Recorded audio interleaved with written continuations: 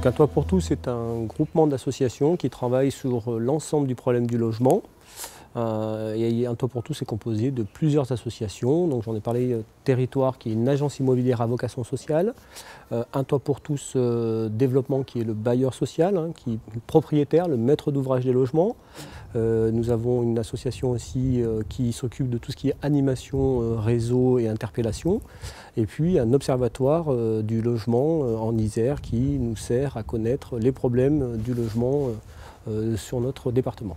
C'est une petite maison, historiquement c'est l'ancienne cure en fait, de la ville de Sassenage que nous avons racheté et réhabilité afin de produire 2 logements. Un petit logement au rez-de-chaussée, puis un logement un peu plus grand en étage. L'intérêt de ce projet justement était d'apporter, on va dire, une touche un peu plus précise sur tout ce qui est économie d'énergie. Ici, on est devant un bâtiment sur lequel on intervient sur l'ensemble. Donc on avait la possibilité, de pouvoir l'isoler par l'extérieur, isoler les combles et les sous-sols sans problème, sauf le coût, de faire à l'intérieur la répartition des pièces au mieux pour remplir un peu le cahier des charges qu'on se donne par rapport au logement que l'on offre. C'est-à-dire ici, on a pu faire un grand logement et un petit logement. Et ceci, bien évidemment, ça ne marche pas lorsque vous entrez dans une copro à 15 ou 20 logements. Ici, sur la commune de Sassenage, nous avons la nappe phréatique qui se trouve relativement proche et très peu profonde. Du coup, nous avons pris l'option d'installer un chauffage à plancher chauffant avec une PAC reliée à la nappe phréatique qui a un très bon rendement et qui, pour les futurs locataires, allait apporter justement une économie d'énergie, une économie de coût de chauffage. Ce qu'on appelle l'enveloppe du bâti a été complètement reprise avec une isolation par l'extérieur.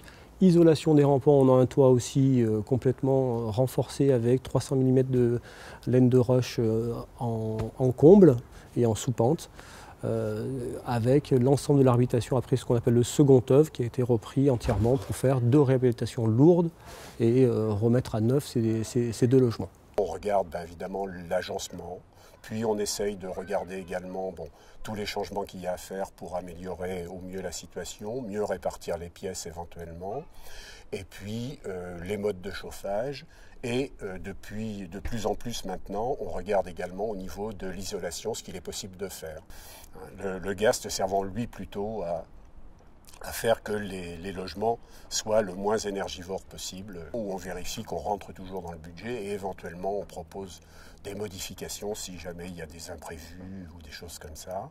Donc ça nous permet en même temps d'aider les gens de la MOI et aussi en même temps de voir que ce qu'on fait est réaliste et qu'on n'a pas fait des demandes qui soient, j'allais dire, au-delà du raisonnable, et à l'inverse que c'est vraiment des endroits où il fera bon habiter, parce que notre but, c'est quand même que les gens soient dans des logements suffisamment bien pour qu'ils en profitent bien et qu'ils n'aient pas envie non plus de les dégrader.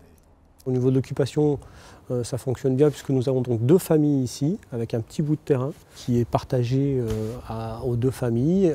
Le but aussi de l'insertion, c'est quand on parle d'insertion, c'est aussi un petit logement, on a fait, et un grand logement, c'est-à-dire qu'une personne seule ou un couple avec une famille, donc on a un plus grand logement qu'avec des enfants, 3 enfants, un couple avec 3 enfants. Ça fait aussi mixité dans la composition familiale. Tout ça au sein d'un quartier centre-ville de Sassenage, le centre historique, ce qu'on appelle ici de Sassenage, pour faciliter l'insertion.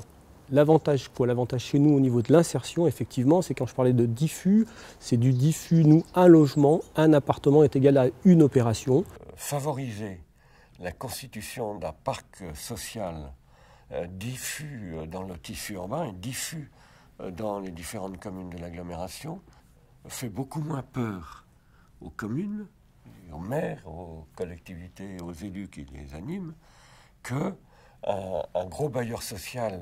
On s'efforce à prendre une montée de copropriété, un logement à l'intérieur de la copropriété avec un bailleur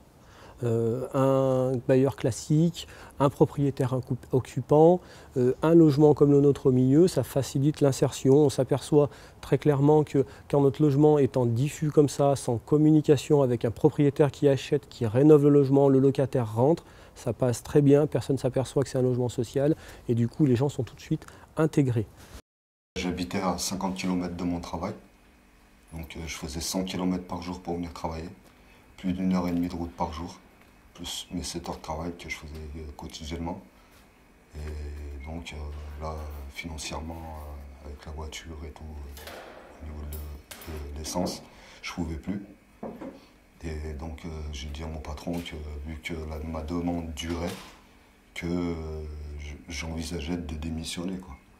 Et trouver un logement à 450 € par mois près de mon travail, c'était mission impossible, quoi. Et comme j'ai mes enfants une semaine sur deux, donc je ne pouvais pas avoir un logement au prix de mon salaire. J'ai monté un dossier de 1% logement par le biais de mon entreprise. Et du coup, au bout de 3 mois, ils m'ont mis en relation avec Un Toit pour tous. En fait, en passant par Un Toit pour tous, je passe à 5 € le mètre carré au lieu de 15 dans un logement social à Grenoble. On m'a attribué un appartement type T3 avec 2 chambres, donc une chambre pour mes enfants et une chambre pour moi, avec un loggia.